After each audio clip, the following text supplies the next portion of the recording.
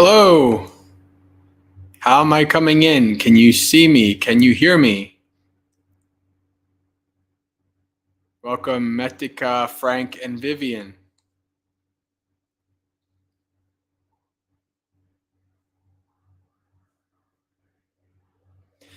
As usual, we'll give it some minutes as people trickle in before we get started.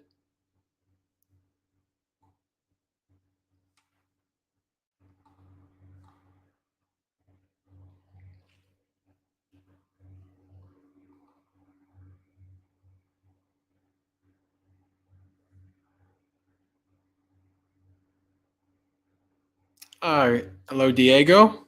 Metastable, welcome, John. Oh, John, hey, it's been a while. Hope that you and Audrey are doing well.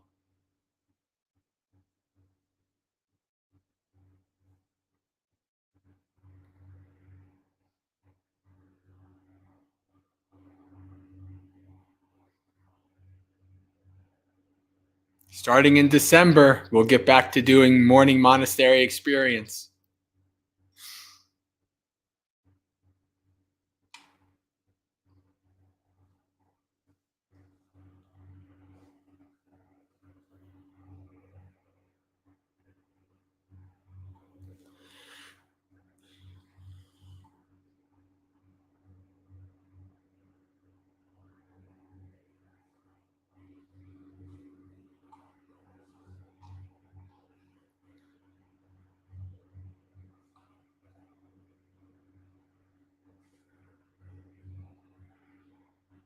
Hello, Visaka, welcome. I hope you and the family are doing well, especially the little grandkids. All 64 of them.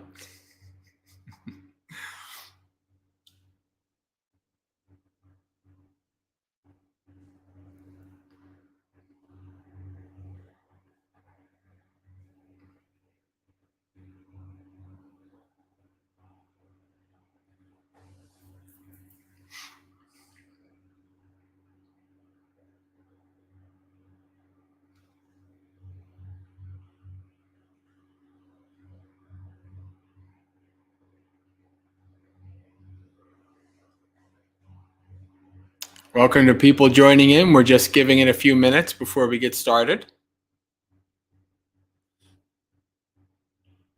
Welcome, Yankee.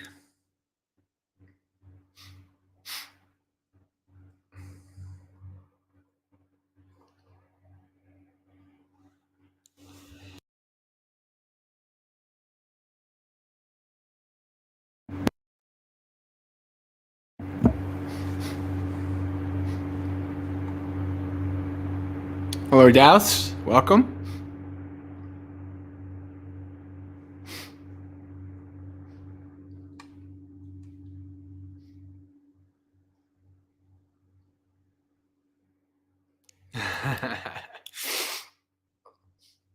Hello, Bella and Gautam.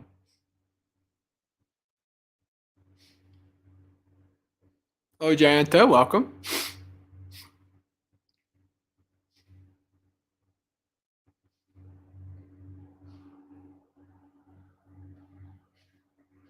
I'm doing well. Coming to the end of Vasa in about 2 weeks. I'll be going home for a couple weeks to prepare for my Australia trip, which is in about 5 weeks from now. I'll be going to Australia for the month. All right. I think we're good to get started. Let's share screen for the chanting.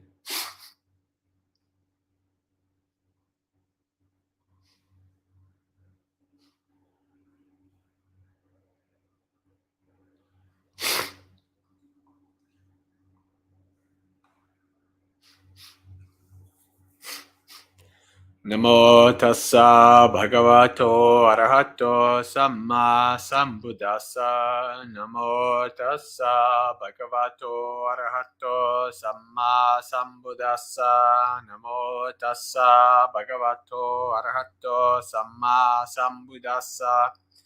Evang me sutang ekang samayang bhagava savattiyang viharati jetavane anata pindakasarame tatra ko bhagava bhikkhu amantesi bhikkhavoti badante tite bhikkhu bhagavato pachasso sum bhagava etadavocha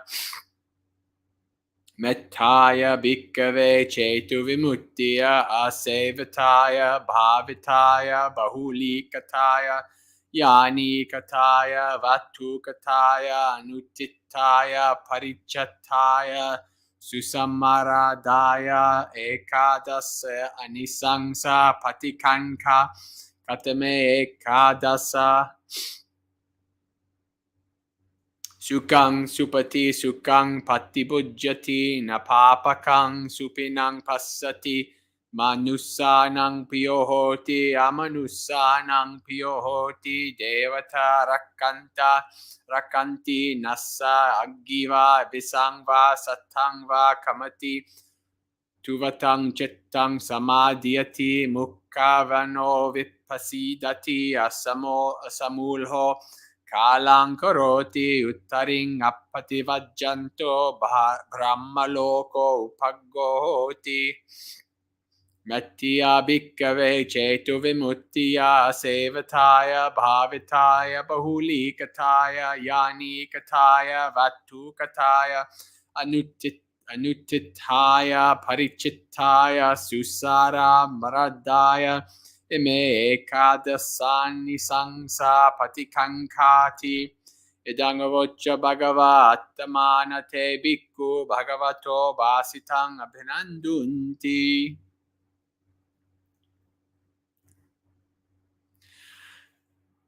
Discourse on the benefits of loving friendliness. Thus have I heard, on one occasion the Sublime One was living in Savatthi, Ajeta's grove, in the park of Anatha Pindika. There the Sublime One addressed the bhikkhus thus. Bhikkhus, Venerable Sir, they replied. The Sublime One said this. Bhikkhus, there are 11 benefits from the practice of loving friendliness that arise from the emancipation of the heart. If repeated, developed, made much of, made a habit of, made a basis, experience, practice, well undertaken, 11 benefits are expected. What 11? One sleeps well, one gets up well, one does not have nightmares, one is pleasing to human beings, one is pleasing to non-human beings. The deities protect one.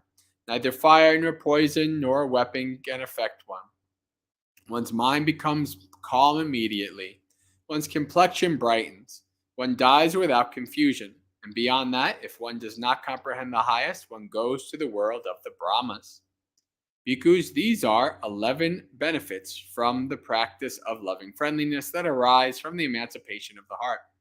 If repeated, developed, made much of, made a habit of, made a basis of, experience, practice well begun, these 11 benefits are expected. Thus spoke the Sublime One, delighted those bhikkhus rejoiced in what the Sublime One had said. Sadhu, sadhu, sadhu.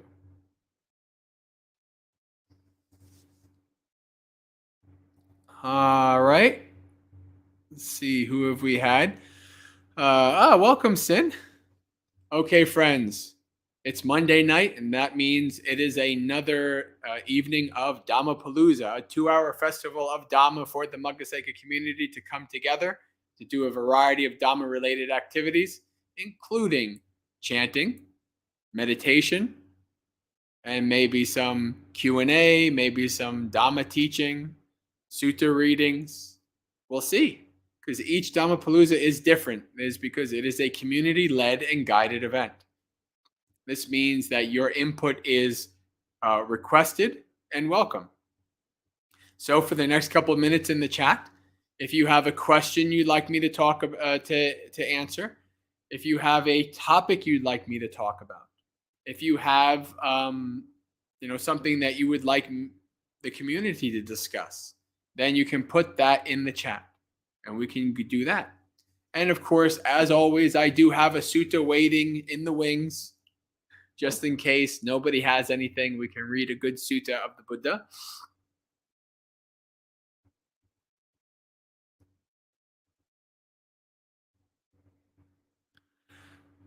All right.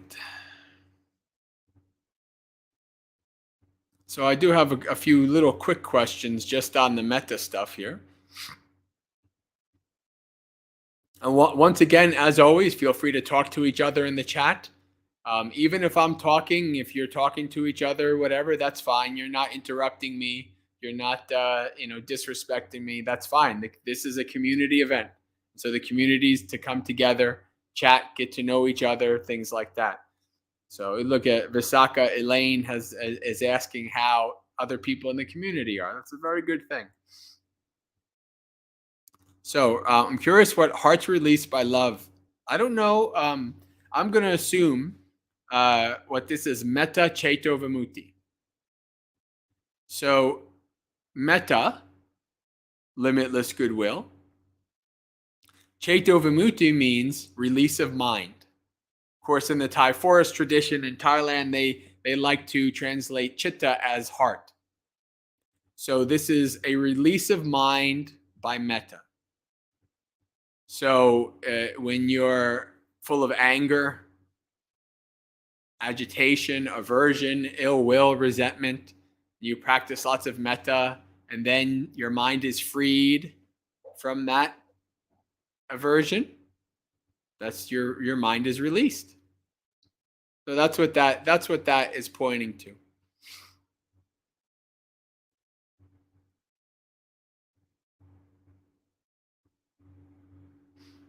Sin has a question. Is loving friendliness the same thing as loving kindness? Yes. These are both two different translations of metta. Same thing as limitless goodwill. Loving kindness is an ancient and horrible, horrible, horrible translation for metta. Absolutely horrible. It's horrible on multiple accounts. Loving friendliness is Bhante G's translation, my preceptor Bhante Gunaratana's translation of metta, which is better. It's definitely better. You don't really, the whole loving thing, where the loving thing comes in is quite dubious. But well, Frank says, why not translate metta as kindness? Because that's not the right translation. Metta is friendliness. Kindness is a different word. Now that I said that, my mind is trying to reach for what the word is. Metta is friendliness. If you want, my favorite translation of metta is Thanissaro Bhikkhu's translation, limitless goodwill, because that perfectly encapsulates what metta is in the suttas. Limitless goodwill.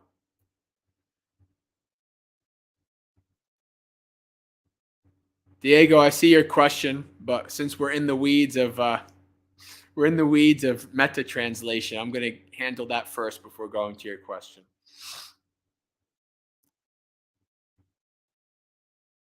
So where does loving get tacked on? So the way metta, as it is with many Pali words, there's often a debate as to what root the word comes from. And so the debate with metta is, does it come from the word mitra, which means friend, or mid, which means loving or to grow fat? I mean, you could, instead of translating it loving friendliness, you could translate it as growing fat with friendliness. That's what this root means.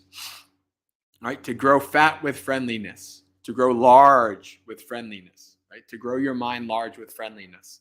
But you don't need to actually translate it that way. You don't even. So it would be one or the other, really.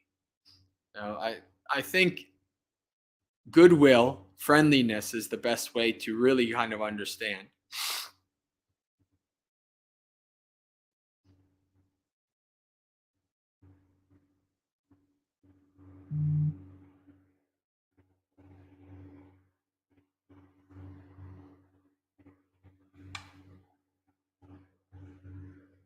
Diego makes a great thing. I'm not a native speaker, but goodwill seems perfect to me, as seeing it as how it is the antidote to ill will, dosa. Yeah, perfect, exactly. And if you look up the word friendly in the dictionary, part of the definition is goodwill. And if you look up the word goodwill in the dictionary, part of the definition is friendly. So they're essentially synonyms. Yeah, so this is, I don't agree with all of Thanissaro Bhikkhu's translations, but with metta, he hits it out of the park. It's the perfect translation. All right, so let's go to Diego's question. Bhante, could you explain your understanding of the scope of the fifth precept? What does it include? Any amount of alcohol, all psychedelics? Does it include medical context? Thank you. So, Sura, Merya, Majja, Pamadatana, in those words,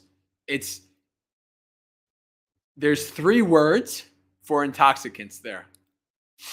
2 of them are related directly to alcohol. The other one just generally means intoxicants, right? So it is covering more than just alcohol in this precept.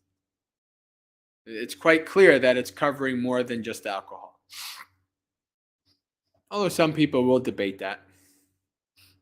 But this is, the idea is to avoid taking anything that causes the mind to be heedless, unmindful. That's the idea behind the fifth precept. Now, it does not include medical contexts. I'll give you an example. You have a back surgery. Then you get prescribed opiates to help with the pain.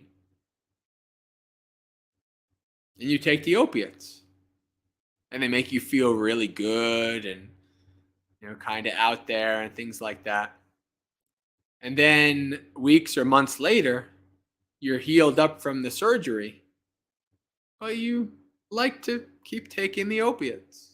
So you keep taking the opiates, right? At that point, you've transitioned from medical to recreational. That's the point where the fifth precept breaks. That's the way to look at it. Same thing with marijuana, right?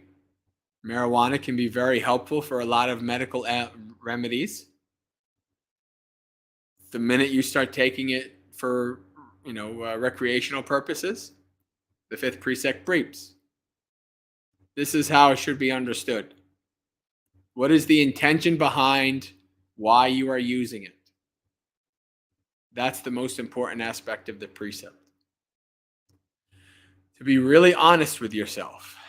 Because, of course, the mind is really good at coming up with all kinds of justifications. But if you don't take any crap from their mind, you're like, hey, I see through that BS. Then when the mind brings up a justification, it's like you just laser eyes right through it. It's like, nope, gonna need a better justification than that, because that doesn't work. I see you, Mara.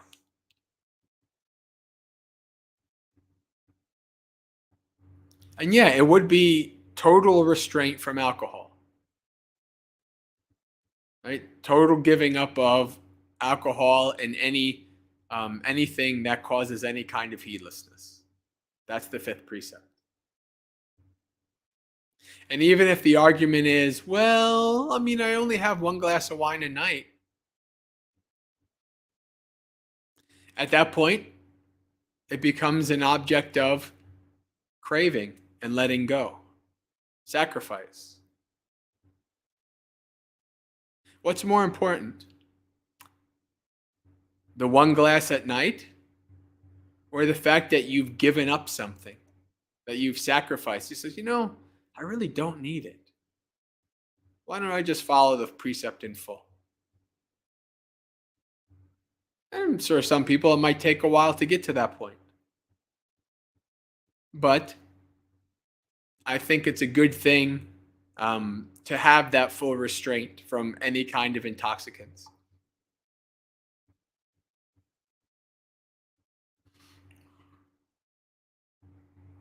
Well, John, I hope you're feeling better, healing up.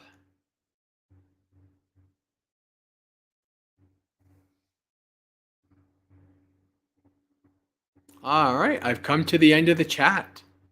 It's a quiet chat tonight. Maybe we'll get to read a sutta.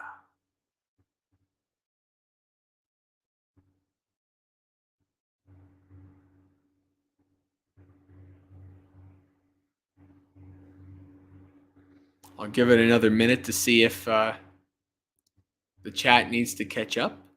Then we'll get to reading.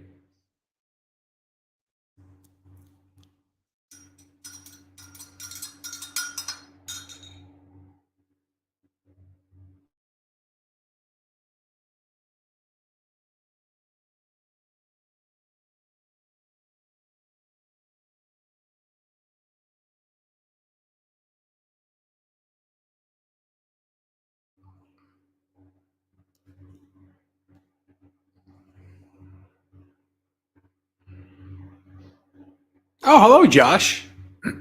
That's not a name that I am familiar with. So you must be new. Welcome. With the rebel symbol there. Star Wars rebel symbol. Okay. I think that's what that is. But anyway, what do you think is the best way to let anger go that you have towards others? The Buddha gives has a sutta about this. As a matter of fact, why don't I share it? Let me see if I can find it real quick. I always have trouble with this one. Trying to find it. I think it's Anguttara Nikaya 5.59 maybe. Um,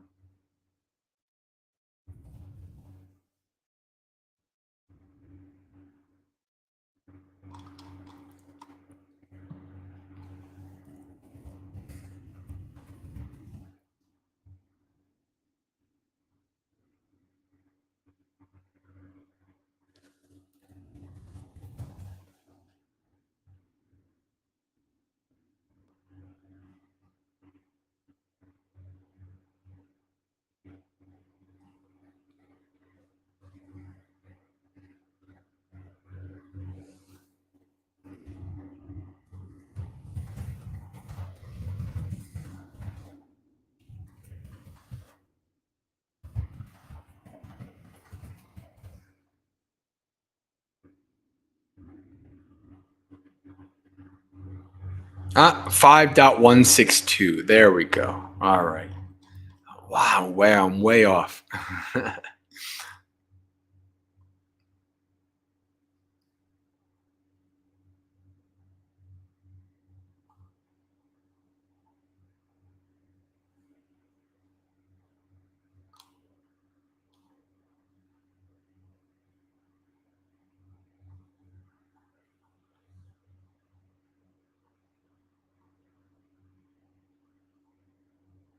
The chapter on resentment. There's a whole chapter for this. Very good.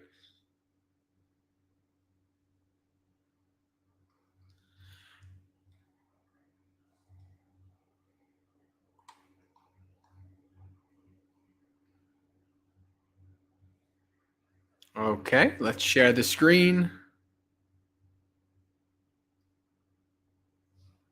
People are ready for a sutta, and a question is perfectly answered by a sutta. So let's bring it up. All right.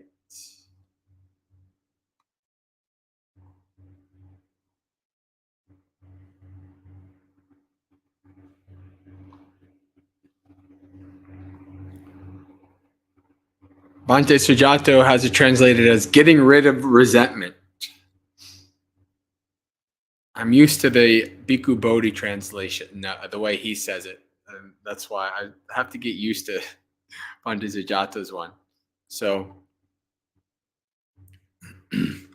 mendicants. A mendicant should use these 5 methods to completely get rid of resentment when it has arisen towards anyone. So, aghata, ill will, hatred, resentment, right? So there's your Pali word. That's what it means. So What 5? You should develop metta for a person you resent. That's how to get resentment for that. Get rid of resentment for that person.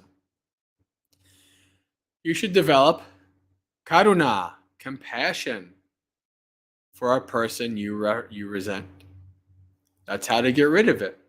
You should develop equanimity for a person you resent. That's how you should get rid of it. You should disregard a person you resent, paying no attention to them. That's how you get rid of resentment for the person. You should apply the concept that we are the owners of our deeds to that person. This venerable is the owner of their deeds and heir to their deeds. Deeds are their womb, their relative, their refuge. They shall be the heir of whatever deeds they do, whether good or bad. That's how to get rid of resentment for that person. A mendicant should use these 5 methods to completely get rid of resentment when it arises towards anyone.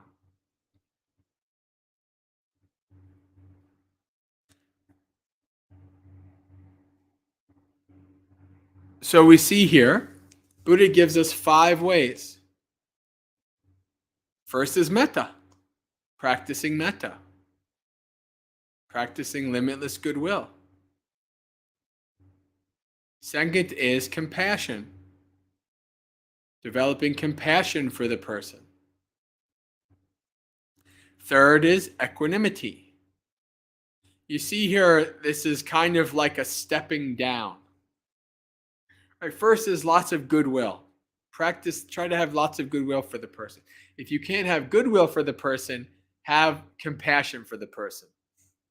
If you can't have compassion for the person, at least have equanimity. Equanimity is like, I can't bring myself to have compassion or goodwill for this person, but I don't hate them or have agitation towards them either. Right? So it's like, if you can't have goodwill towards them, at least don't have ill will towards them. Kind of have a balance,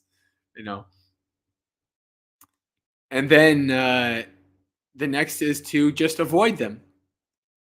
Try to give them no attention, not be around them. Right? Set your boundaries. And the last is also very important. It's kind of like a last ditch thing. You reflect on, well, they're the owners of their karma.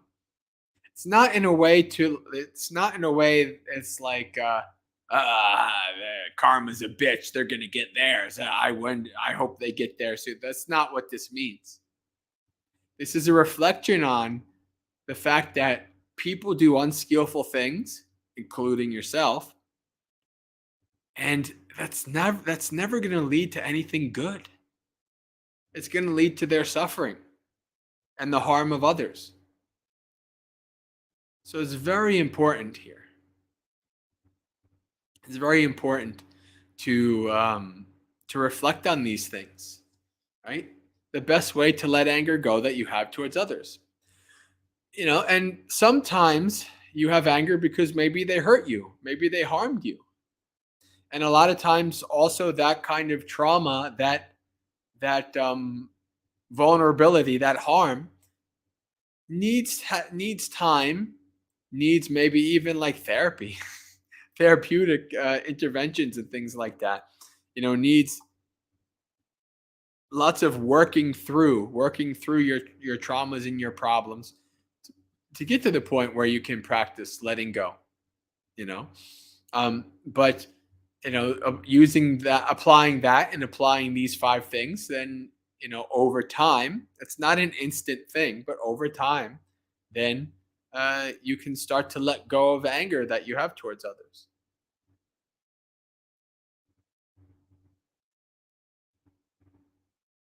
Now, why don't we go to getting rid of resentment the second?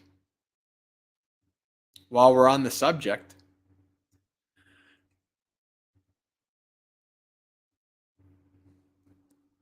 there, Venerable Sariputta addressed the mendicants. Reverends, mendicants, Reverend, they replied. Sariputta said this, Reverends, a mendicant should use these 5 methods to completely get rid of resentment when it has arisen towards anyone. What 5? In the case of a person whose behavior by way of body is impure, but whose behavior by way of speech is pure, you should get rid of resentment for that kind of person. All right, so it's kind of like half and half. The body behavior is impure, but the speech is pure. In the case of a person whose behavior by way of speech is impure, but whose behavior by way of body is pure, the same thing. You should get rid of resentment for that kind of person. In the case of a person whose behavior by way of body and speech is impure, but who gets an openness and clarity of heart from time to time. So again, this is having a calm mind, clear brightness. There it is, mind opening. Right? So this is a person who has a calm, clear mind every once in a while. Like they're kind of, they show a little bit of calmness, a little bit of serenity, a little bit of kindness, maybe a little bit of wisdom every once in a while. You should get rid of resentment for that kind of person. In the case of a person whose behavior by way of body and speech is impure and who doesn't get an openness of clarity of heart from time to time, you should get rid of resentment for that person. In the case of a person whose behavior by way of body and speech is pure and who gets an openness and clarity of heart from time to time, you should get rid of resentment for that kind of person. How should you get rid of resentment for a person whose behavior by way of body by way of body is impure, but whose behavior by way of speech is pure?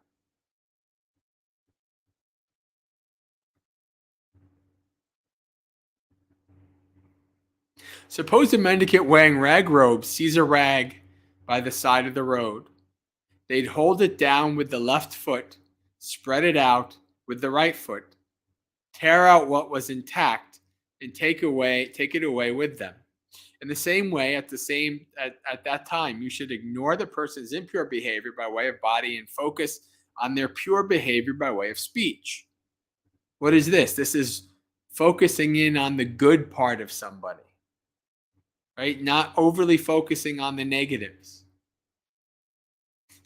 Like somebody's like, oh, there's this rag. At least parts of this rag are pretty good. Let me kind of spread it out and get the good parts.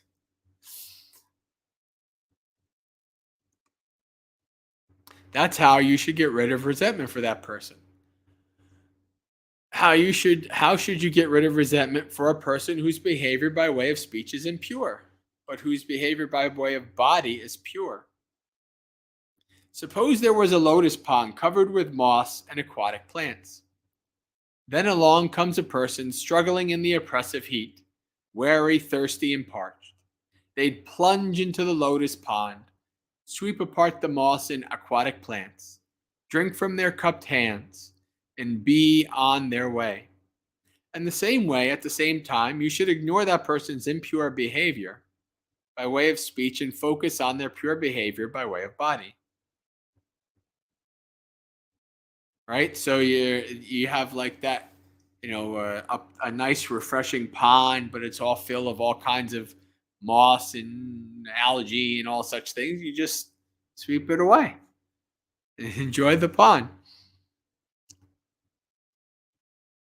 That's how you get rid of resentment for that person. So it's like looking for the goodness in somebody. Right? What is this doing? Right? This is reflection on that this person is not the total. This person is not the totality of the worst things they've ever done or the things that they do that cause you to be agitated by them. There's more to them than that. The Buddha wants you to focus on the good parts.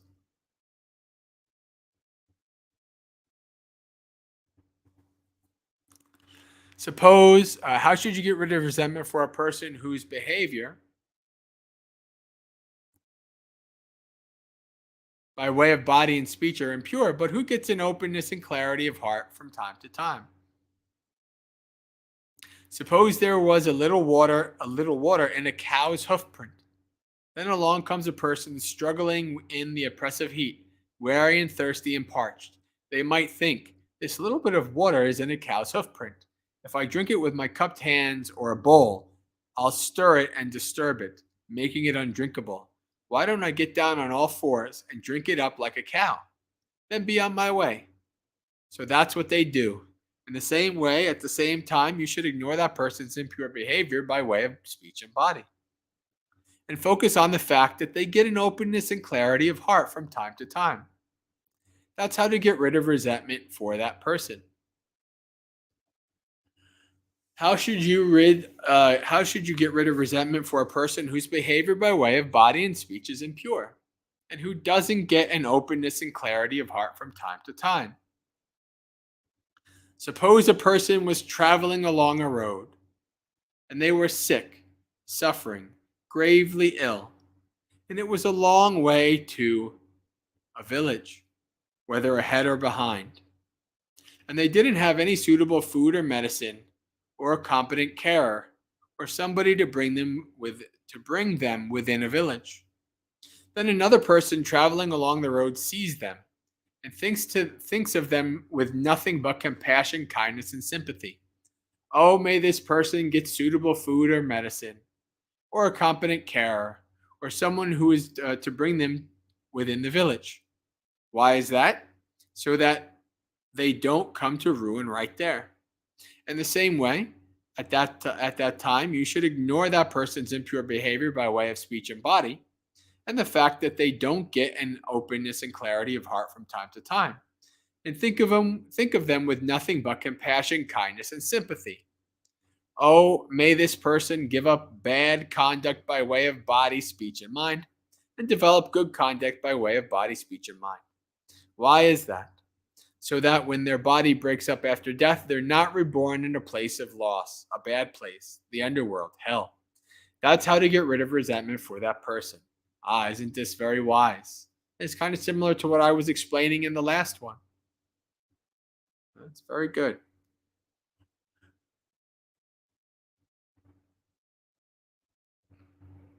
How should you get rid of resentment for a person whose behavior by way of body and speech is pure, and who gets an openness and clarity of heart from time to time? Suppose there was a lotus pond with clear, sweet, cool water, clean with smooth banks, delightful and shaded by many trees. Then along comes a person struggling in oppressive heat, weary, thirsty, and parched.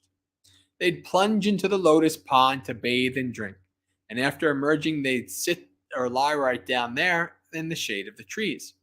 In the same way, at that time, you should focus on the person's pure behavior by way of body and speech, and on the fact that they get an openness and clarity of heart from time to time.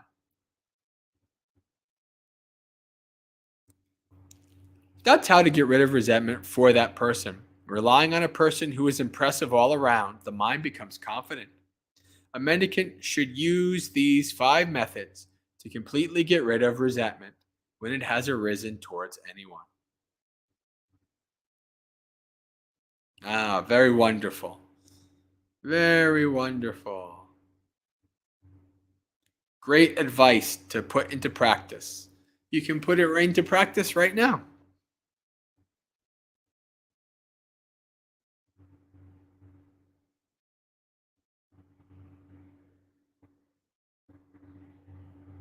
Diego says that's the 4th remembrance. You mean the 5th? The 5th is I am the owner of my karma. 4th remembrance is I'm going to be separated from everyone and everything I hold dear. Douse, feel free to ask your short question.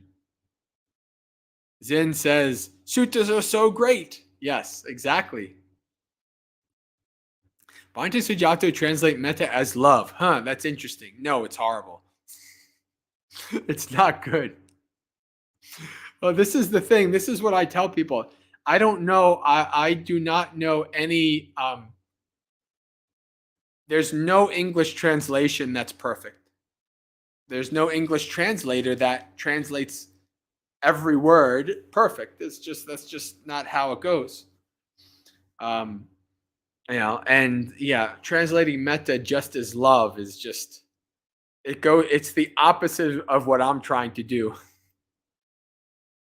And get metta away from like the people who are all like what you call it, like, oh man, like, new agey type hippie type people. Yeah, no.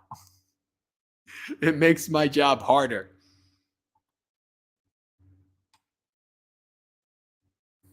Let's see. Okay, Douse has a question. Douse has answered his own question with his own wisdom. Very good.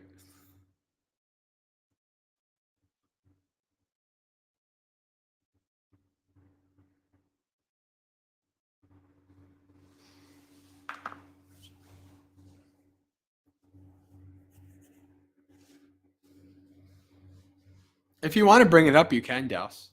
And if anybody has any questions or any topics you'd like me to discuss, um, if not, we can just go to the actual sutta that I was planning on reading.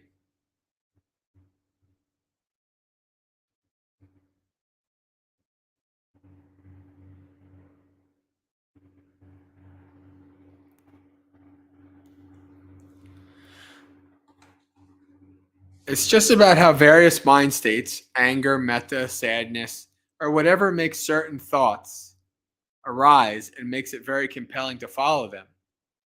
Was thinking, why is that? Very, very good line of investigation. Very good. We should all think that we should. Why do I have a gratification towards that? Why are these thoughts so compelling? Yeah, very good.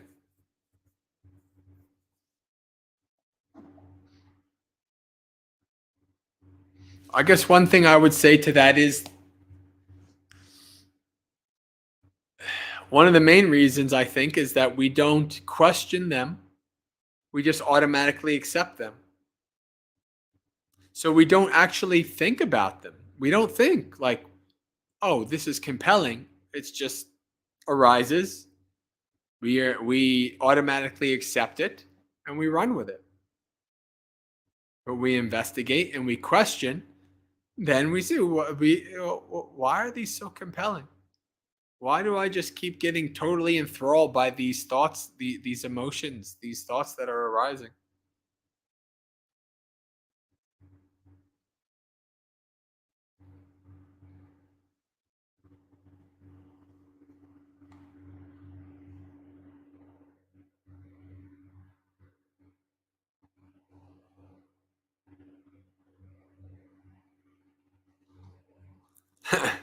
Sin says, I'm starting to question thoughts and feelings and such. I'm feeling grown up now.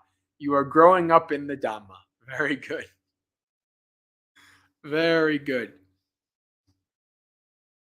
You're a big kid now.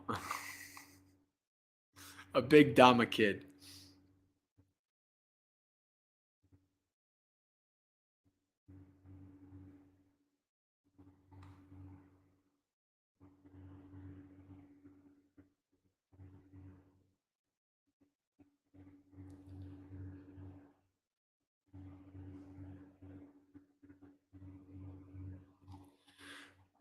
I see your question, Robert. I'll answer that. I'm just going to, since we were answering Das's question, I'll follow up with these things.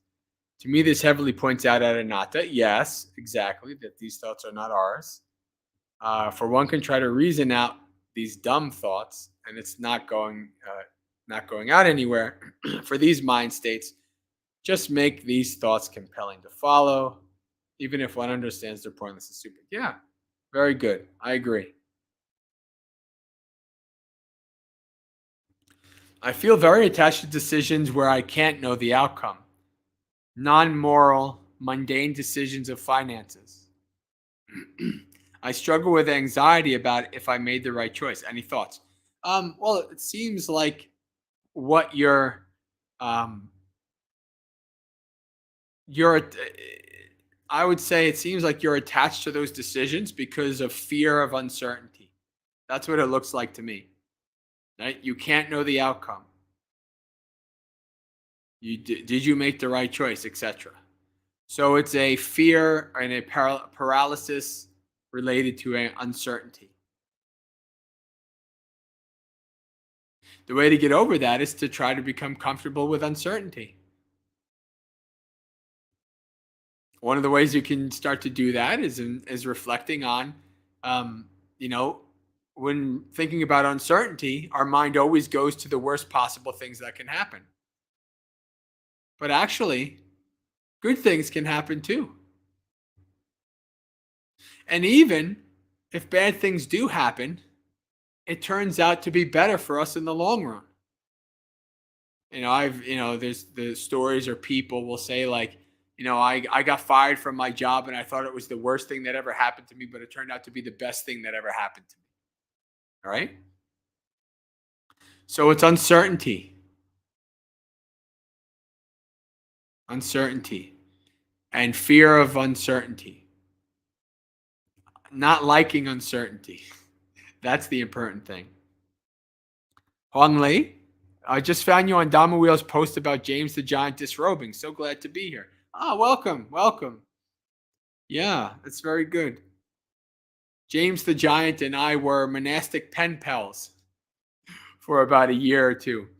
In my early years as a monastic, when he was still a monastic, we would send letters to each other um, between America and Australia because he was, um, you know, it wasn't as easy as just to send him an email because he was in a very restrictive place for internet.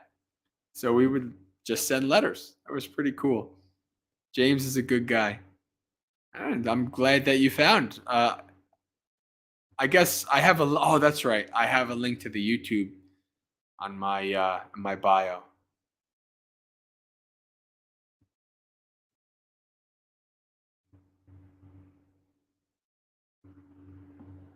Oh, welcome, new friends. It's always good to have new friends coming.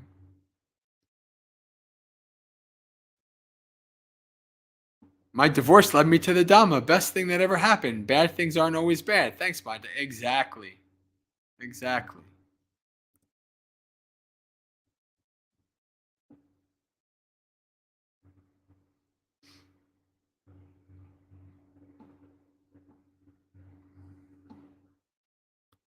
All right.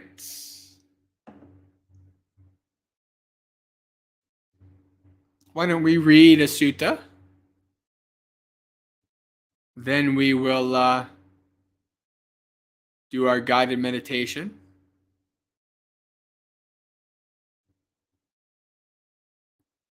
Hoang Li. Uh, and also, Hung Lee, if I'm saying your name wrong and you want to give me a phonetic spelling, that's also fine. That goes for everybody who has names I might not be able to spell correctly or say correctly.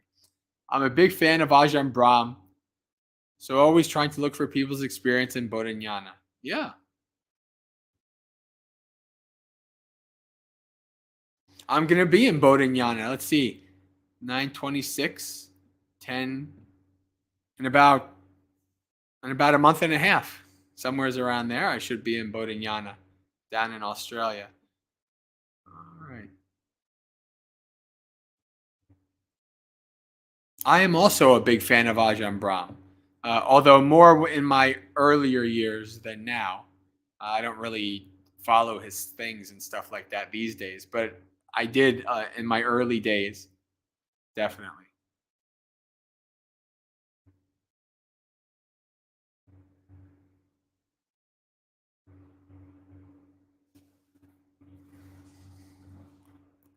Ah, Dao says, reminds me of the sutta or story where something happens, people think it's good or bad, and it turns out differently. The Buddha says this. Yes, he goes, for whatever they think it will be, it is something else, right? We were hyper focused. I don't know. It's going to be the worst thing. It's going to be the worst thing. And most of the time, what we fear that might happen never happens.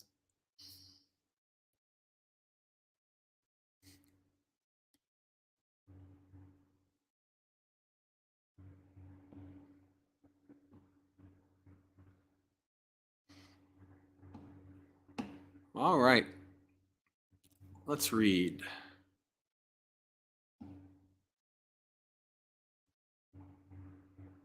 Kandaraka Sutta, Majjhima Nikaya.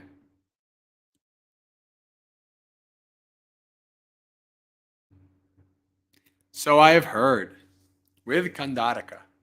So I have heard.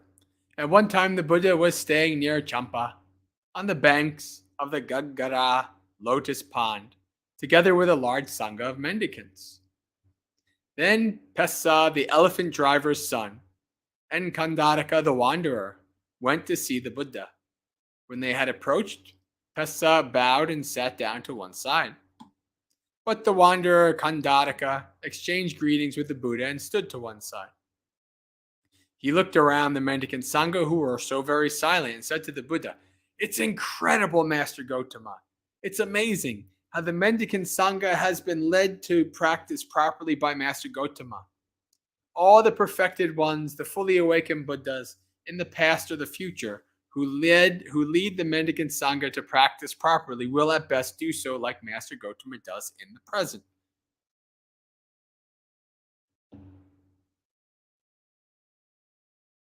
That's so true, Kandaraka. That's so true. All the perfected ones, the fully awakened Buddhas, in the past or the future, who lead the mendicant Sangha to practice properly, will at best do like I do in the present. For in this mendicant Sangha, there are perfected mendicants who have ended the defilements, completed the spiritual journey, done what had to be done, laid down the burden, achieved their own goal, utterly ending the fetters of rebirth, and are rightly freed through enlightenment.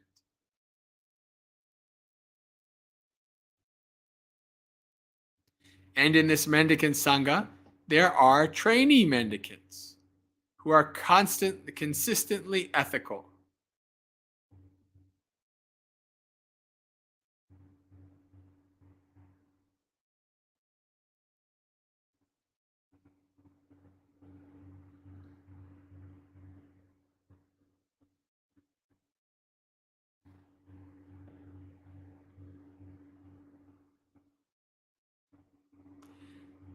Who are training mendicants who are consistently ethical, living consistently, alert, living alertly.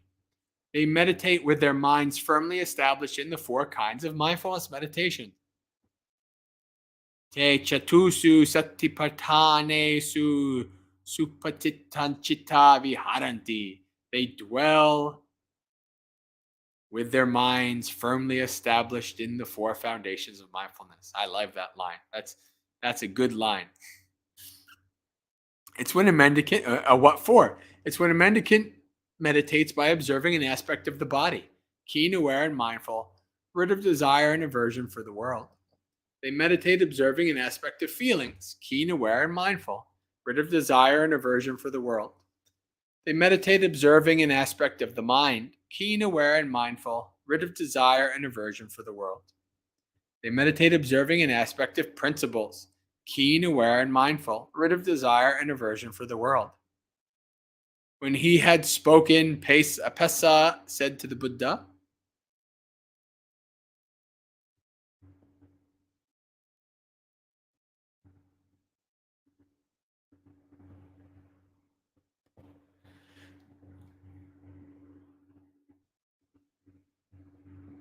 "It's incredible, sir. It's amazing how much the Buddha has clearly described the four kinds of mindfulness meditation.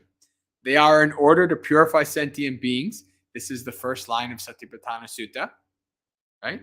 To purify sentient beings, to get past sorrow and crying, to make an end of pain and sadness, to end the cycle of suffering, and to realize extinguishment. For we white-clothed lay people also from time to time meditate with our minds established in the four kinds of mindfulness meditation. There we go again, lay people practicing satipatthana. No excuse. Don't think that just because you are, practicing that you're a layperson. We don't do these things like satipatthana. What? No, that's like for monks. You see right here in the suttas that lay people are practicing satipatthana.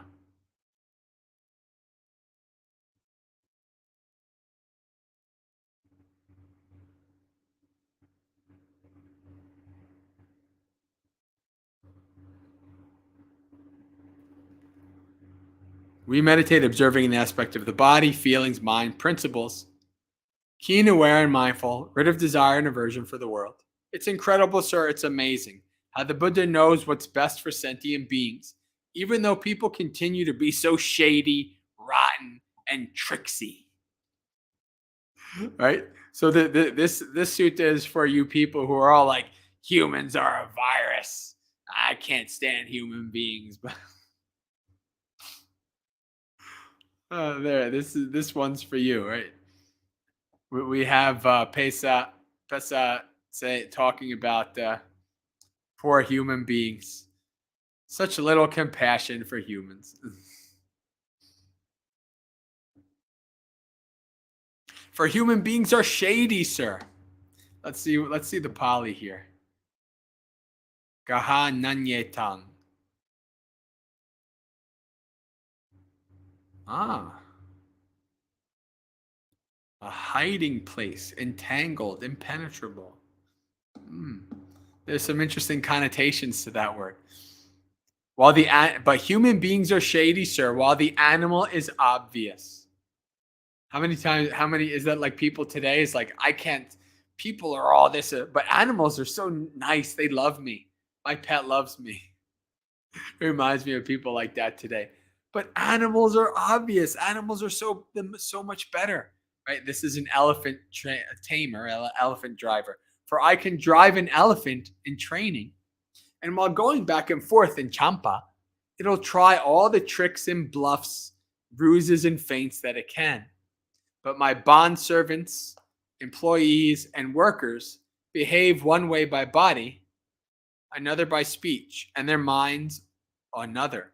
It's incredible, sir. It's amazing how the Buddha knows what's best for sentient beings, even though people continue to be so shady, rotten, and tricksy. For human beings are shady, sir. Apparently, so are hobbits. While the animal is obvious. That's so true, Pesa. That's so true. For human beings are shady, and the animal is obvious. Pesa, there are these 4 people found in the world. What 4?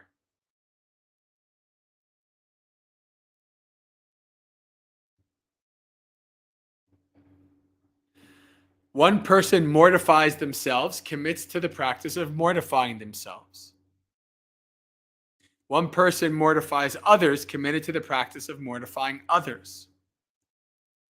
One person mortifies themselves and others, committed to the practice of mortifying themselves and others.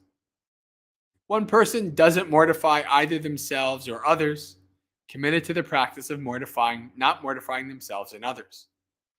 So listen to these 4, the description of these 4. This is important. This is still the fourth one. The fourth one. They don't mortify themselves or others. They live without wishes in the present life, extinguished, cooled, experiencing bliss, having become holy in themselves. Which one of these 4 do you like the sound of? Of course, Opitz is like, I don't like the sound of those first 3 people. They're all mortifying themselves and other people. It doesn't sound very good. It doesn't sound very nice.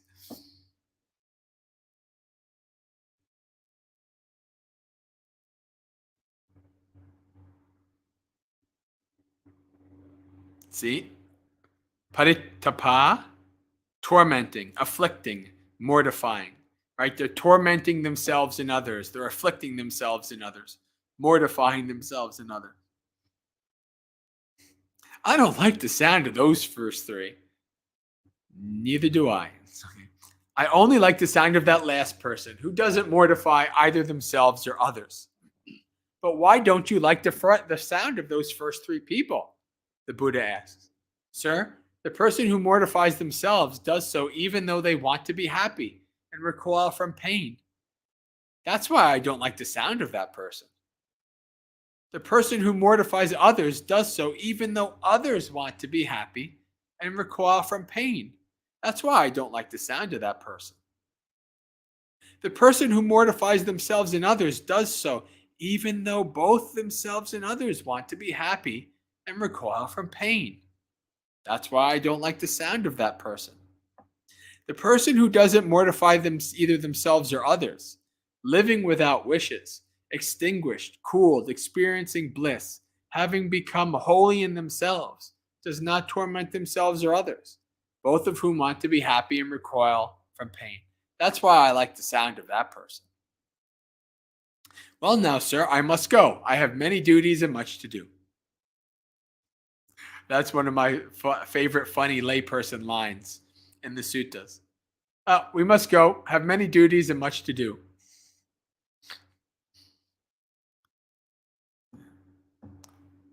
There's a funny sutta, maybe it's in the Vinaya, where there's a wife and a husband, and the husband wants to kind of like, is trying to get the wife to like, go and have marital relations, right? To go have intercourse. And the wife doesn't want to. So the wife keeps having a monk keep talking, monk, keep talking. So like the wife is like, oh, Bhante, yes, this is wonderful, keep talking. And the husband's like, oh, sorry, Bhante, no, we have very busy and have many things to do.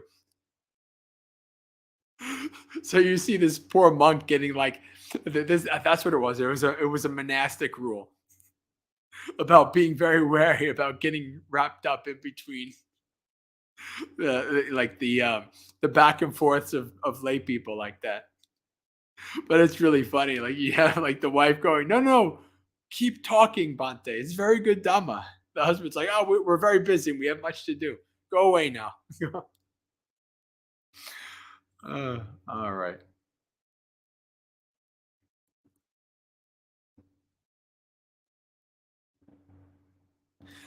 So the Buddha says, please, Pessa, go at your convenience. And then Pessa, the elephant driver's son, approved and agreed with what the Buddha said. He got up from his seat, bowed, and respectfully circled the Buddha, keeping him on his right before leaving. Then, not long after he had left, the Buddha addressed the mendicants. Mendicants, Pessa, the elephant driver's son, is astute. He has great wisdom. An example of the Buddha praising a layperson for their wisdom. Very important.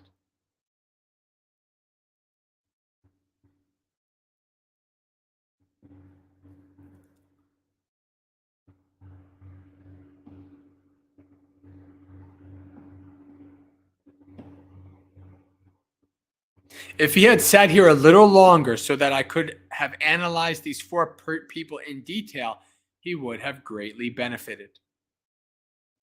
Still, even with this much, he has already greatly benefited. So he could have became like a stream enterer, right? Or a once returner. Like he could have really, if he listened to it in detail, he would have had a great insight, a great leap. Still, even with this much, he already greatly benefited. Now is the time, Blessed One. Now is the time, Holy One. May the Buddha analyze these four people in detail. The mendicants will listen and remember it. Well then, mendicants, listen and pay close attention. I will speak. Yes, sir, they replied. The Buddha said this. And what person mortifies themselves, committed to the practice of mortifying themselves? It's when someone goes naked, ignoring conventions. So this is now going to be a list of all the various ways that the people in ancient India, and even many and still today, practice mortification, just like the Buddha did for the 6 years before he was awakened.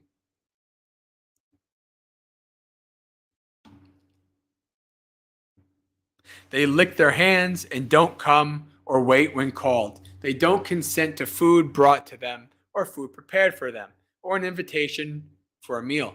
They don't receive anything from a pot or a bowl or from someone who keeps sheep or who has a weapon or a shovel in their home or where a couple is eating or where there is a woman who is pregnant, breastfeeding, or who has a man in her home or where there's a dog waiting or flies buzzing.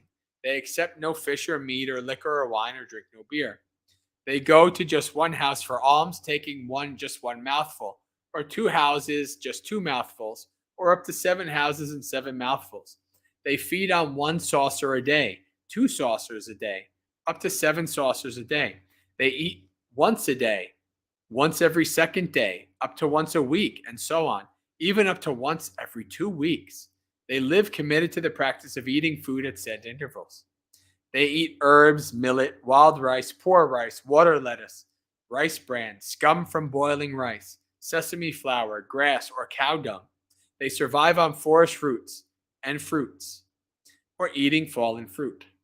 They wear robes of sun hemp, mixed hemp, corpse wrapping cloth, rags, load tree bark, antelope hide, whole or in strips, kusa grass, bark, wood chips, human hair, horse hair, and owl's wings.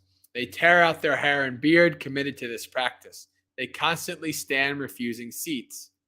They squat, committed to the endeavor of squatting. They lie down on a mat of thorns. Are these starting to sound familiar? Making a mat of thorns as their bed. They're committed to the practice of immersion in water 3 times a day, including the evening.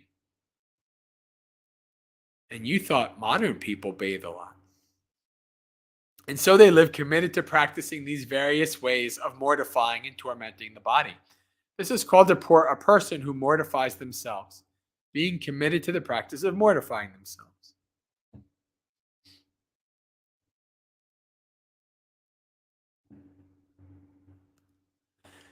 And what person mortifies others? Committed to the practice of mortifying others. It's when a person is a slaughterer of sheep, pigs, and poultry, a hunter or a trapper, a fisher, a bandit, an executioner, a butcher, a jailer, or someone who has other kind of cruel livelihood.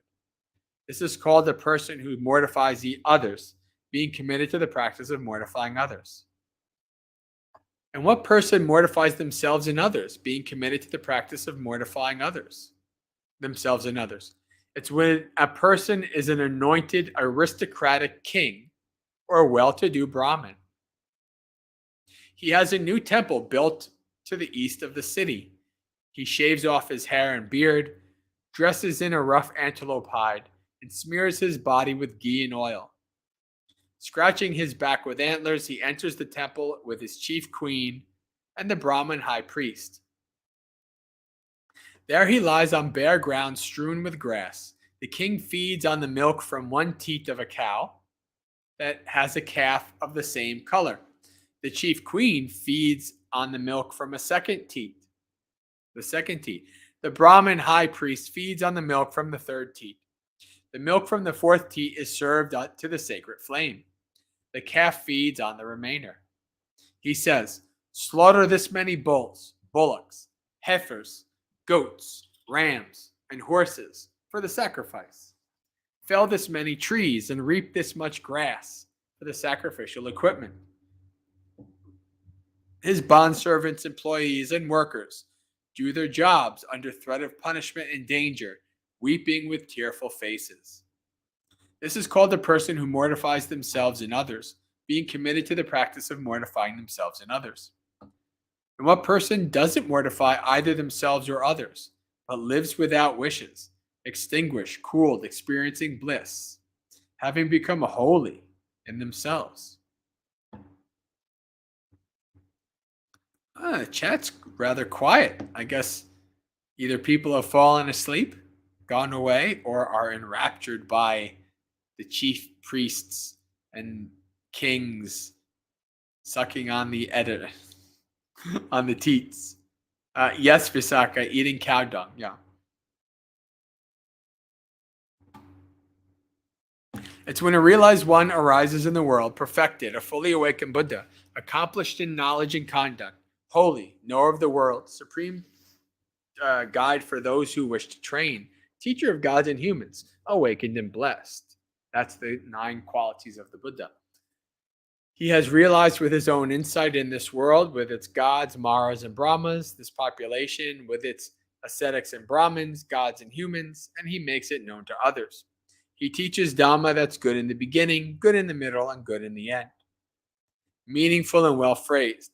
And he reveals a spiritual practice that's entirely full and pure. A householder hears that teaching, or a householder's child, or someone reborn in some clan. They gain faith in the realized one and reflect. Living in a household is cramped and dirty. The life of one gone forth is wide open.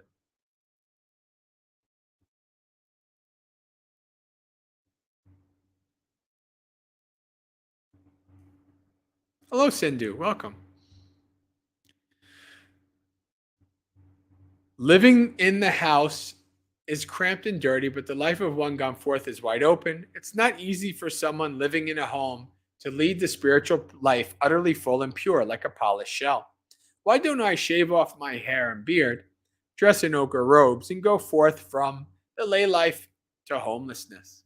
After some time, they give up a large or small fortune and a large or small family circle. They shave off their hair and beard, dress in ochre robes, and go forth from lay life to homelessness. Once they've gone forth, they take up the training and livelihood of the mendicants. They give up killing living creatures, renouncing the rod and the sword. They're scrupulous and kind, living full of compassion for all living beings. They give up stealing, taking only what's given, and expect only what's given. They keep themselves clean by not thieving. They give up unchastity. They are celibate, set apart, avoiding the common practice of sex. They give up lying. They speak the truth and stick to the truth. They're honest and trustworthy and don't trick the world with their words. They give up divisive speech. They don't repeat in one place what they have heard in another, as to divide people against each other. Instead, they reconcile those who are divided, supporting unity, delighting in harmony, loving harmony, speaking words that promote harmony. They give up harsh speech. They speak in a way that's mellow, pleasing to the ear, lovely, going to the heart, polite, likable, and agreeable to people. They give up talking nonsense. Their words are timely and true and meaningful, in line with the teaching and the training. They say things at the right time, which are valuable, reasonable, succinct, and beneficial. They avoid injuring plants and seeds. They eat in one part of the day, abstaining from eating at night and food at the wrong time.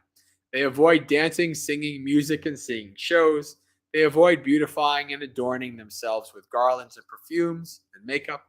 They avoid high and luxurious beds. They avoid receiving gold and money, raw grains and meat, women and girls, male and female slaves, goats and sheep, chickens and pigs, elephants, cows, horses, and mares, and fields and land.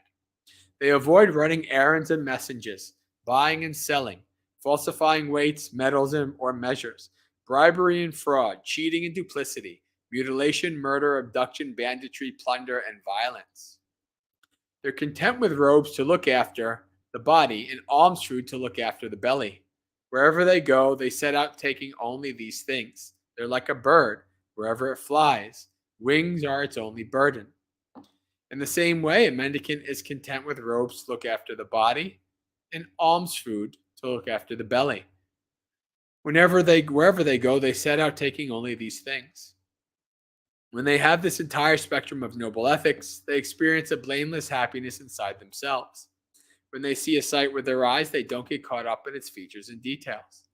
If the faculty of sight were left unrestrained, bad, unskillful qualities or desire and aversion would become overwhelming.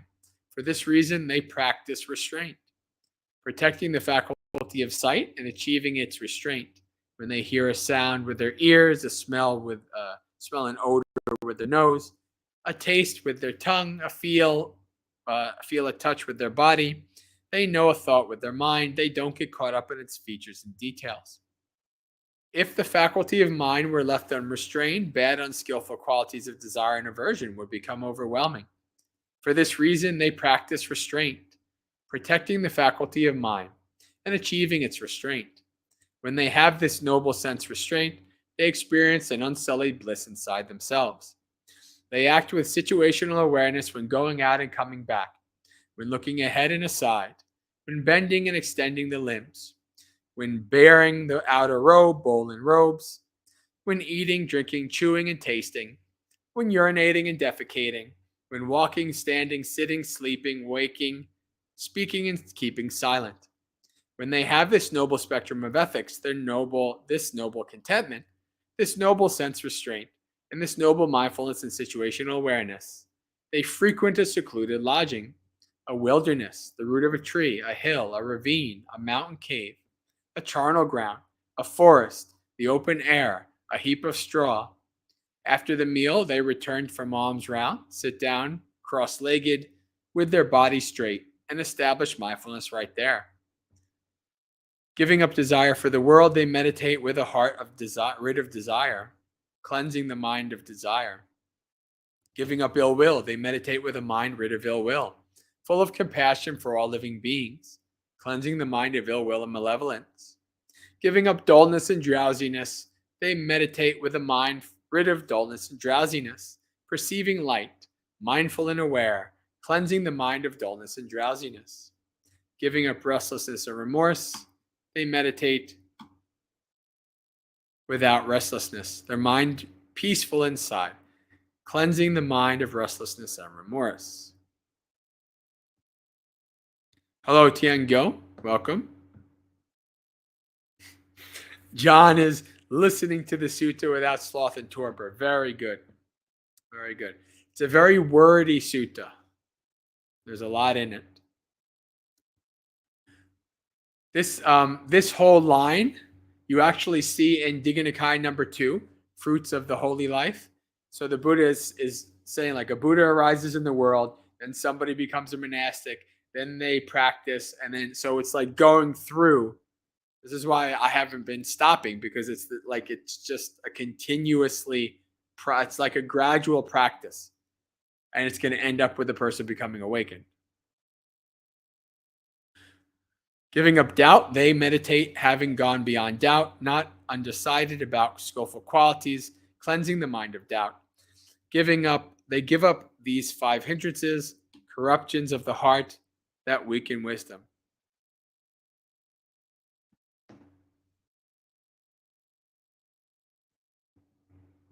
Then, quite secluded from sensual pleasures, jhanas, secluded from unskillful qualities, they enter and remain in the first jhana, which has rapture and bliss, born of seclusion. And I think we're coming to close to the end, so I'll just read it.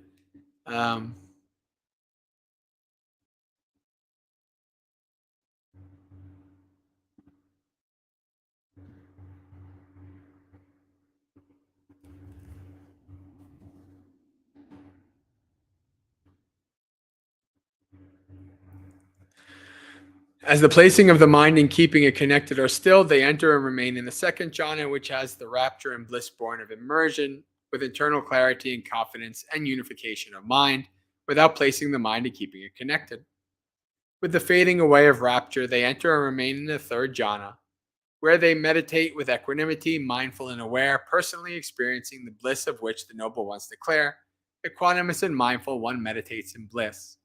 Giving up pleasure and pain and ending former happiness and sadness, they enter and remain in the fourth jhana, without pleasure or pain, with pure equanimity and mindfulness. While their mind becomes immersed in samadhi like this, purified, bright, flawless, rid of corruptions, pliable, workable, steady, and imperturbable, they extend it towards the recollection of past lives. They recollect many kinds of past lives. That is 1, 2, 3, 4, 5, 10, 20, 30, 40, 50, 100, 1,000, 100,000 rebirths, many eons of the world contracting, many eons of the world expanding, many eons of the world contracting and expanding. They remember, there I was named this, my clan was that, I looked like this, and that was my food. This was how I felt pleasure and pain, and that was how my life ended. When I passed away from that place, I was reborn somewhere else. There too, I was named this. My clan was that. I looked like this, and that was my food. This was how I felt pleasure and pain, and that was how my life ended. When I passed away from that place, I was reborn here. And so they recollect their many kinds of past lives with features and details. When their mind has become immersed in samadhi like this, purified, bright, flawless, rid of corruptions, pliable, workable, steady, and imperturbable, they extend it to the knowledge of death and rebirth of sentient beings. With clairvoyance that is purified and superhuman, they see sentient beings passing away and being reborn. Inferior and superior, beautiful and ugly, in a good place or a bad place. They understand how sentient beings are reborn according to their deeds.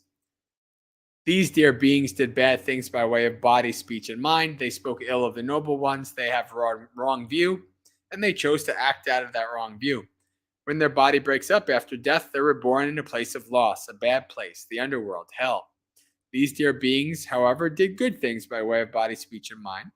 They never spoke ill of the noble ones. They had right view, and they chose to act out of that right view. When their body breaks up after death, they're reborn in a good place, a heavenly realm.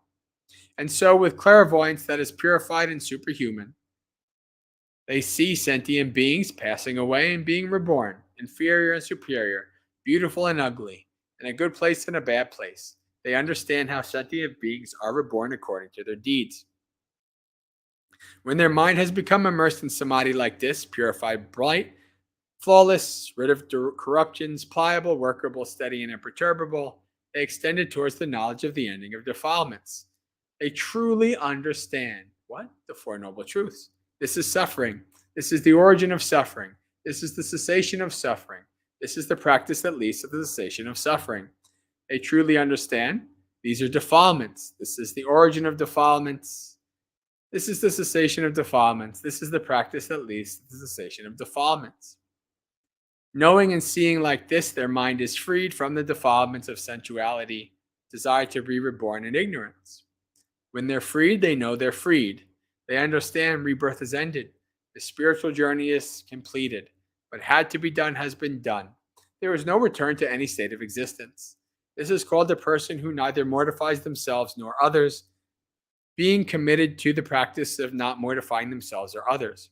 They live without wishes in the present life, extinguished, cooled, experiencing bliss, having become holy in themselves. That is what the Buddha said. Satisfied, the mendicants were happy with what the Buddha said. Sadhu, sadhu, sadhu. All right. Perfect timing. Perfect timing. Because guess what? It's time to do our guided meditation. We can do some guided meditation before we close out for the evening. Hello, Julie. Welcome. And Vivian, welcome. Thank you. I'm glad that my reading of the suttas is enjoyable for people.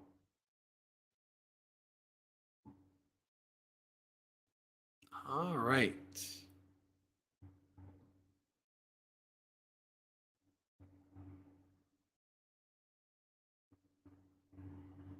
So, set your body up in a stable and comfortable position that works for you.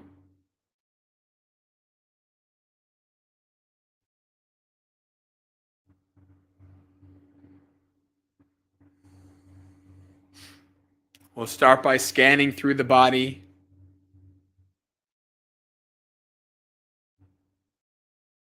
Bring your awareness to your feet.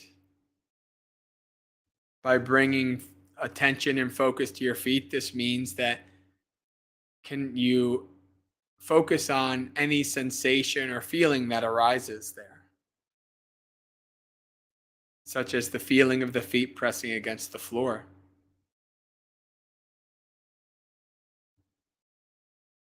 We'll do the same thing as we scan up the body.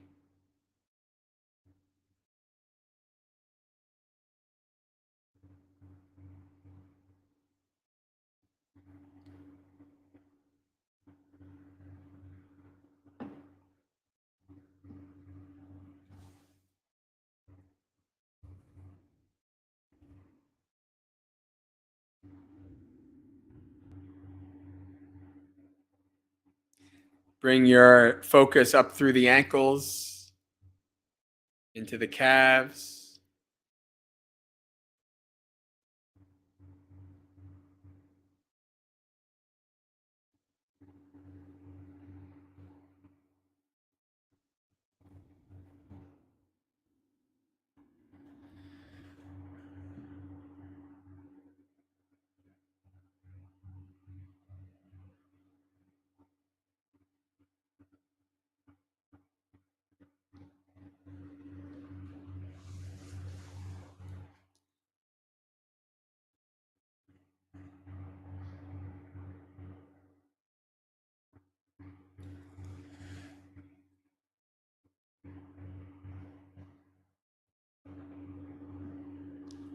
Up through the knees and into the thighs.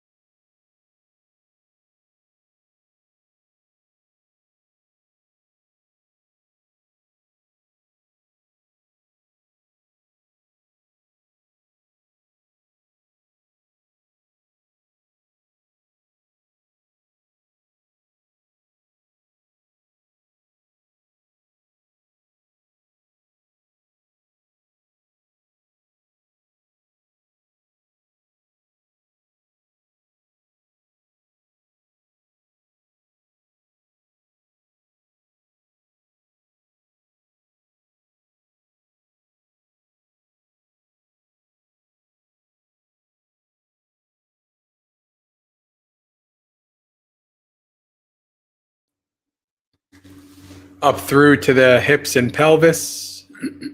Pay special attention to the hips and pelvis, as this part of the body greatly impacts both the legs and the position of the spine.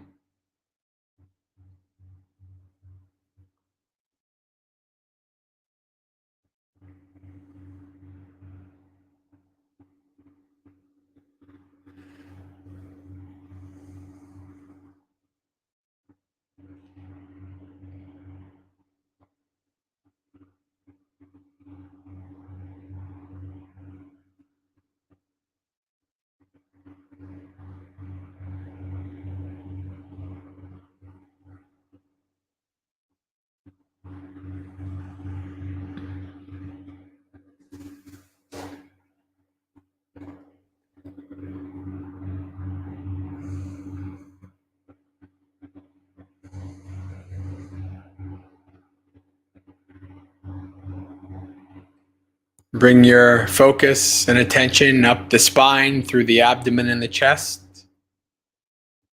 Ideally, this spine should be in a neutral position, not leaning or slouching back or forth, left or right. This will allow your body to be in a stable position and minimize back pain and other issues that will arise from sitting.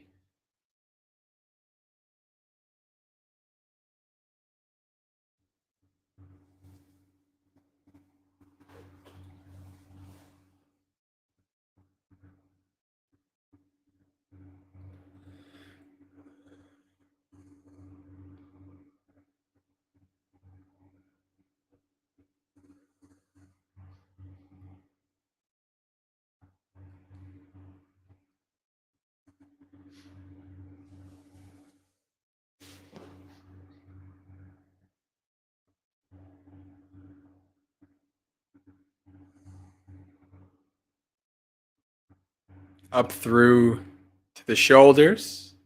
Check to make sure they're hanging loosely, not scrunched up and tight.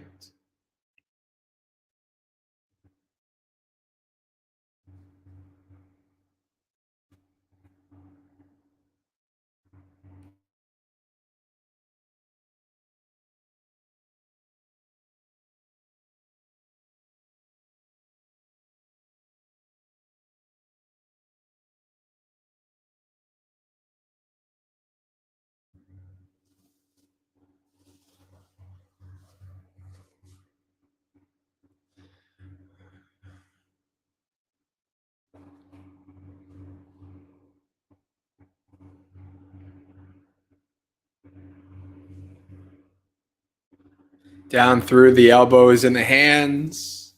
The position of the elbows and the hands also has a great impact on your spine and your posture. Pay attention there.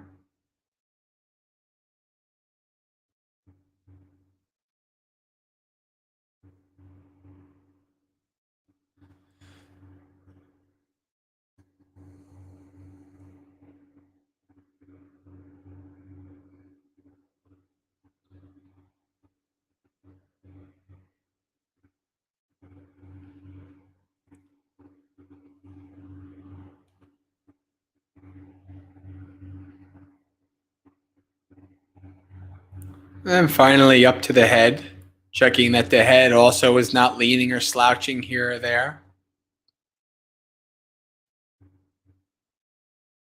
The chin parallel to the floor.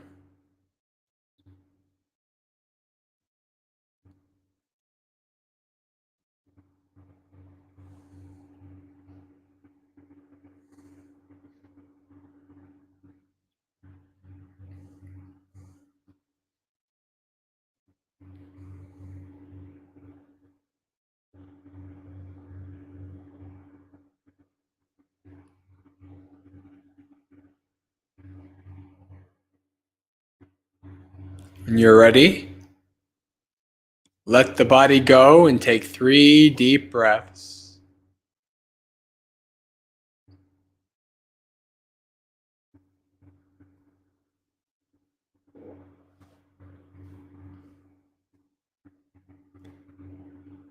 And then let the breath go From here on in, try not to manipulate or control the breath in any way. This body has been breathing from the moment you were born. It will continue to do so until the second you die. It doesn't need you to do its job. Your job is to simply observe, investigate, and abide with the breath.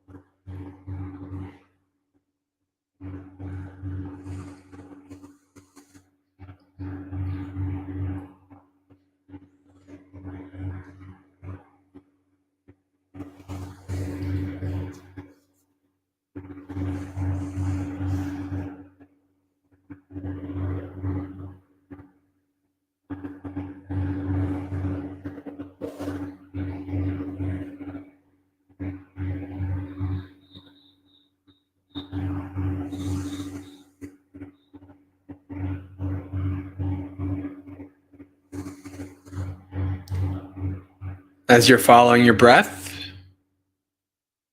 your mind will become bored and will run away to the past or the future, across the world or the galaxy, or an external distraction will arise and your mind will get agitated by it and attached to it, running away from the breath. Whenever this happens, after a time, it'll slowly start to dawn on you that you've been taken away from the breath. At that point, fully acknowledge that you've been taken away. Try to bring back all your focus and mindfulness. Then practice letting go of the distraction by neither getting agitated and pushing it away, nor by getting excited and attached to it. Simply try to give it no energy, no attention. Just let it be. Let it go. And then return to the breath. Whenever you get distracted away, no matter how many times you get distracted away, acknowledge, let go, and return over and over.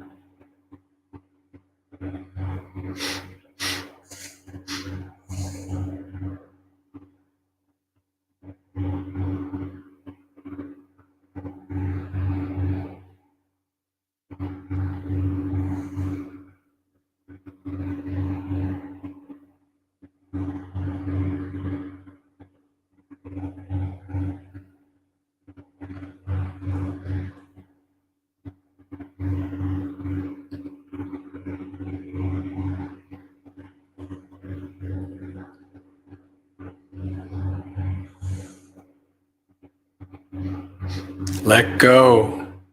Lay down your burdens.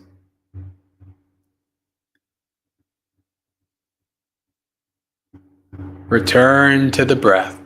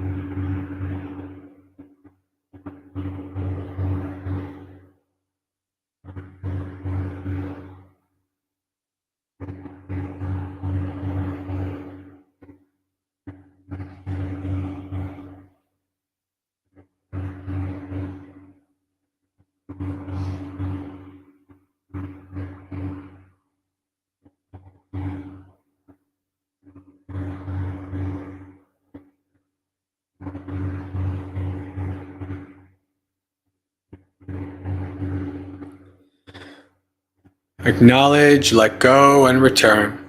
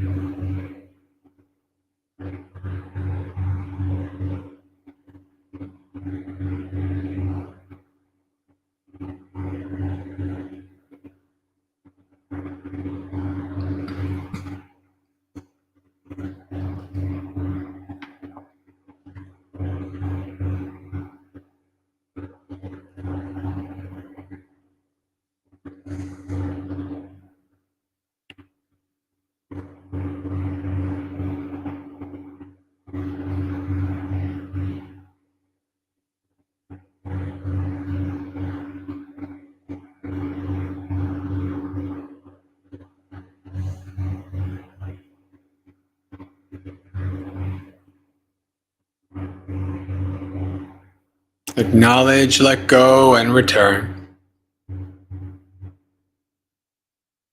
Always come back to the breath.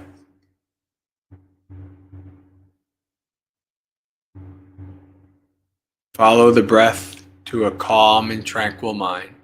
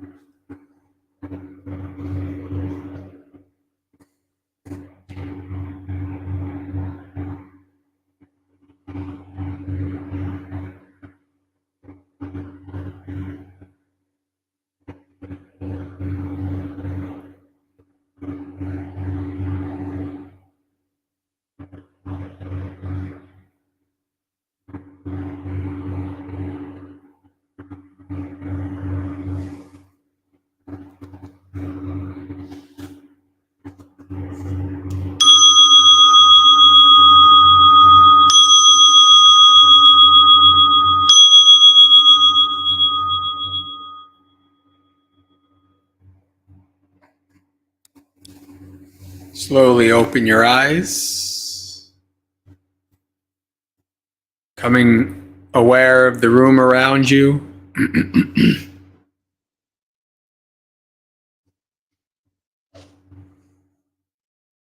Reflecting on the state of your mind now compared to before the meditation, or contemplating and reflecting on any insights or experiences you may have had during that meditation.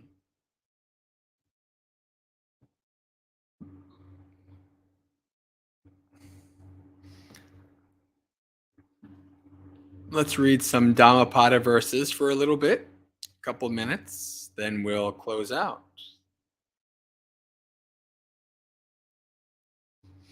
Miscellaneous. If by renouncing a lesser happiness, one may realize a greater happiness, let the wise man renounce the lesser, having regard for the greater.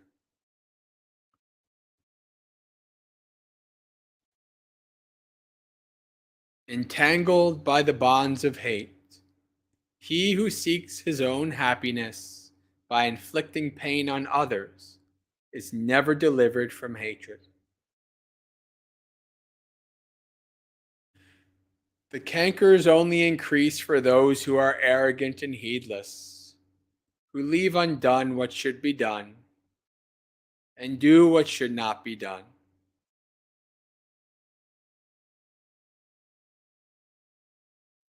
The cankers cease for those mindful and clearly comprehending ones, who have always earnestly practiced mindfulness of the body, who do not resort to what should not be done, and steadfastly pursue what should be done. Having slain mother, craving, having slain father, self-conceit, two warrior kings, eternalism and nihilism, and destroyed a country, sense organs and sense objects, together with its treasure, attachment and lust. Ungrieving goes the holy man.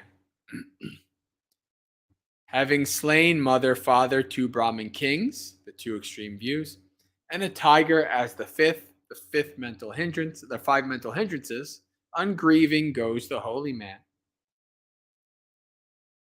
Those disciples of Gautama ever awaken happily who day and night constantly practice the recollection of the qualities of the Buddha. Those disciples of Gautama ever awaken happily who day and night constantly practice recollection of the qualities of the Dhamma. Those disciples of Gautama ever awaken happily who day and night constantly practice recollection of the qualities of the Sangha. Those disciples of Gautama ever awaken happily who day and night constantly practice mindfulness of the body. Those disciples of Gautama ever awaken happily whose minds by day and night delight in the practice of nonviolence. Those disciples of Gautama ever awaken happily whose minds by day and night delight in the practice of meditation. Difficult is life as a monk. Difficult is it to delight therein. Also difficult and sorrowful is the household life. Suffering comes from association with unequals. Suffering comes from wandering in samsara. Therefore, be not an aimless wanderer. Be not a pursuer of suffering. He who is full of faith and virtue and possesses good repute and wealth, he is respected everywhere and wherever land he travels. The good shine from afar, like the Himalaya mountains, but the wicked are unseen, like arrows shot in the night. He who sits alone, sleeps alone, and walks alone, who is strenuous and subdues himself alone, will find delight in the solitude of the forests. All right. And here we come to the end, my friends.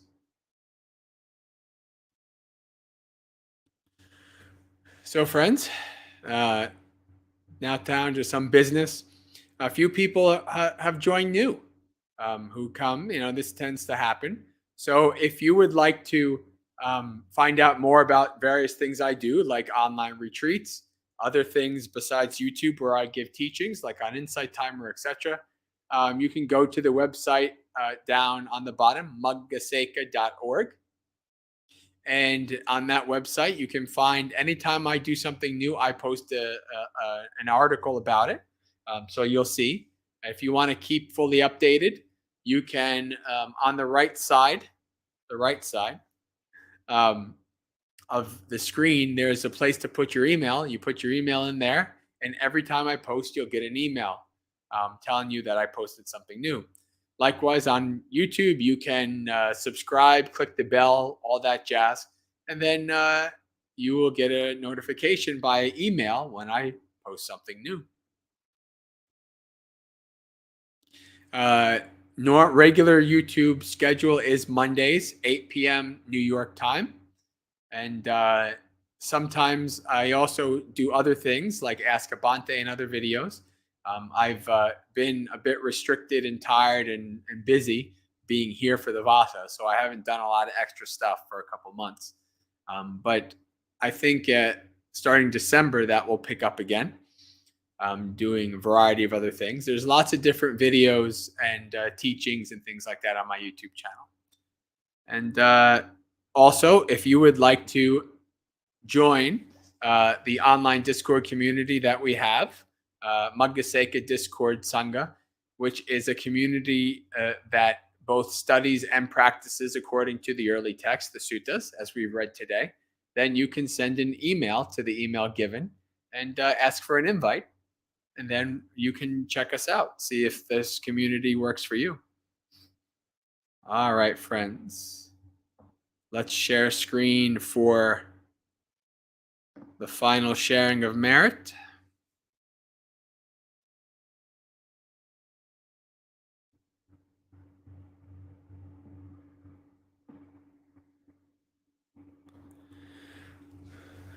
Dukkha patta chani dukkha, bhaya patta chani bhaya, soka patta chani soka, hantu sabbe pipaniyo, ettavata cha mehi sampatang punya sampadang, sabbe deva anumodantu sabba sampatti sittiya, akasatta jabumata deva naga mahiddika, punyang tang anumoditva charang rakantu sasanang. May suffering ones be suffering free, and the fear struck fearless be. May the grieving shed all grief, and may all beings find relief. May all beings share this merit of our that we've thus acquired, for the acquisition of all kinds of happiness. May beings inhabiting space and earth, devas, nagas, and yakas of mighty power, share this merit of ours. May they long protect the Buddha's dispensation. Sadhu, sadhu, sadhu. All right, friends. Until we meet again, may you have a spiritually successful and peaceful practice. Sukhi Hotu, may you be well and happy and at ease. Practice well and be well.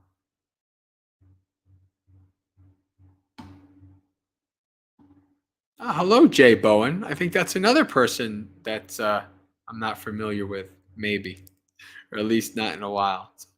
Good night, everybody. Have a good week.